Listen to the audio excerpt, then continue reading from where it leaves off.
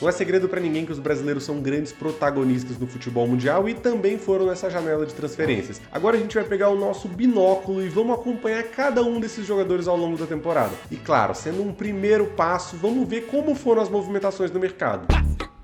Talvez de primeira prateleira a gente já vê duas transferências saindo de um Girona que fez uma excelente temporada. Ian Couto, que ainda pertencia ao Manchester City, é negociado com o Borussia Dortmund. Muito provavelmente vai continuar tendo bons minutos e vai chegar para ser titular dentro do Borussia. Uma equipe que provavelmente alça voos maiores que o Girona. Passo importante para ele para sempre se manter no radar da seleção. Quem também sai do Girona e dessa vez faz um movimento muito maior é o brasileiro Savinho. Já pertencia ao Grupo City, é verdade, pertencia ao Troyes e depois de uma passagem por empréstimo no PSV e no Girona, chega para ser um dos protagonistas do Manchester City. Inclusive, eu já falei mais sobre o Savinho aqui no canal e vocês podem conferir aí no card. Um outro brasileiro que faz uma movimentação importante e a gente tem que ficar de olho é o Douglas Luiz. Já vinha sendo sempre convocado, fez uma boa temporada no Aston Villa, depois de levar eles de volta para competições europeias e dessa vez vai para a Juventus. Deixa de ser o protagonista de um time menor para provavelmente brigar por uma vaga lá. Quem ganha com isso? A seleção brasileira, de ver um jogador num contexto ainda mais competitivo,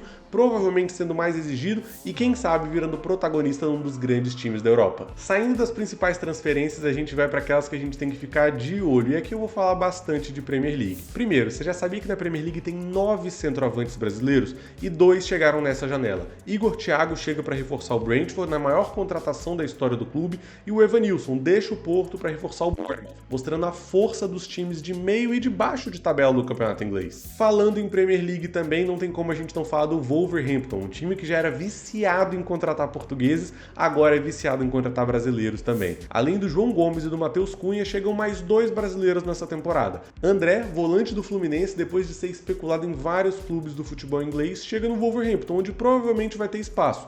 A dúvida é, eu não acho que ele chega para ser titular, provavelmente vai ter minutos, mas vem para brigar por vaga tanto com o Leminar quanto com o próprio João Gomes. Será que isso é um indicativo que o João Gomes está para sair de lá? Chega também o lateral direito Pedro Lima, chega do Sport por 10 milhões de euros. Jogador muito jovem ainda, não chegou a despontar no futebol brasileiro, então esse a gente vai ter que ficar um pouquinho mais de olho até ele cavar a vaga dele de fato no Wolverhampton. Além do Wolverhampton, outro time da parte de baixo da tabela que vem chamando a atenção é o Nottingham Forest. Parece que eles descobriram que os brasileiros são um sucesso por lá. Depois de contratar o Danilo, que infelizmente já lesionou no primeiro jogo da temporada, e tendo Murilo, um dos principais jogadores da última temporada, traz mais 2 brasileiros. O Morato, zagueiro ex-São Paulo, que tem boa capacidade de condução e um excelente jogo aéreo, e o goleiro Carlos Miguel, que nessa altura você já deve saber de toda a novela. Ainda na Premier League, uma outra transferência mais discreta. Neto sai do Bournemouth para chegar no Arsenal, já que o Ramsdale sai do Arsenal, chega para ser um goleiro reserva,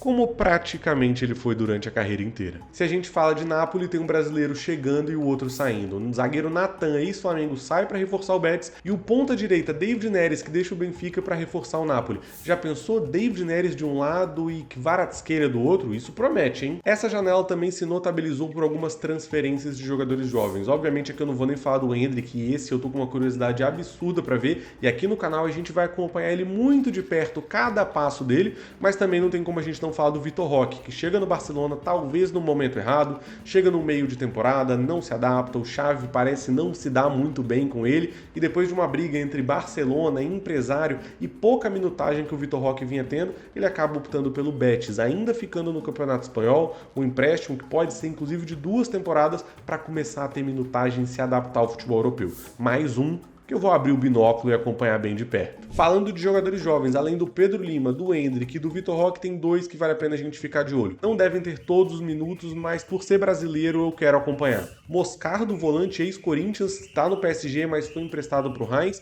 e Luiz Guilherme, ex-Palmeiras, chega no West Ham na primeira temporada dele na Premier League. E não foi só o futebol brasileiro que movimentou a contratação de brasileiros. Se a gente olhar para o futebol árabe, levaram vários jogadores, inclusive tem um ponto que me surpreendeu.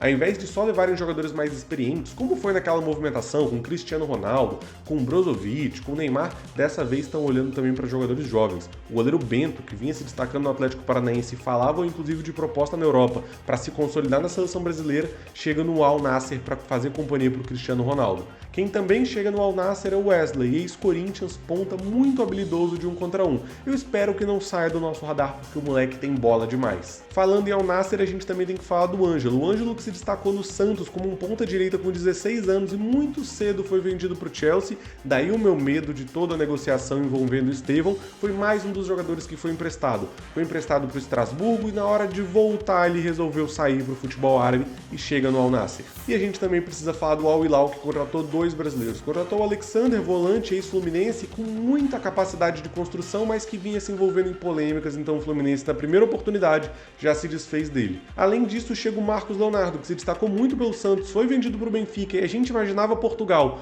como sendo um passo para ele chegar em outros times protagonistas da Europa. Na verdade, o que aconteceu foi mais uma negociação milionária para colocar ele no Al Hilal. De mercados alternativos, só tem 2 negociações que eu queria chamar a atenção. Gabriel Sara sai do Norwich para chegar no Galatasaray depois de ser especulado em times de Premier League, e o Abner, que deixa o Betis para reforçar o Lyon. Mas também tem um caminho contrário que eu não podia deixar de falar. 3 laterais deixam a Europa para voltar para o futebol brasileiro. Vitinho deixa o Burnley depois de um rebaixamento na Premier League para reforçar o Botafogo na lateral direita, e Alex Telles, depois de uma passagem sem muito sucesso e parece que sem deixar saudades no futebol saudita, chega também para o Botafogo, mais para a lateral esquerda. E por falar em lateral esquerda de seleção brasileira, quem diria que na última Copa a gente falava de Alex Telles e Alexandro, e nessa altura do campeonato teria os dois no futebol brasileiro. Alexandro, que estava sem clube depois de acabar o contrato com a Juventus, chega para reforçar o Flamengo. Que baita reforço, e que vai mais ou menos na mesma linha do que a gente viu o Felipe Luiz, que fez muito sucesso no futebol brasileiro. E esse aqui é só o começo. Eu vou acompanhar muito de perto cada um desses brasileiros e prometo trazer a atualização deles, para que na próxima vez que um desses seja convocado, você vai tirar onda na roda de conversa falando que já conhece. Mas comenta aqui, qual foi a transferência que mais te surpreendeu? Confesso que o Ângelo e o Marcos Leonardo no futebol saudita partiu meu coração.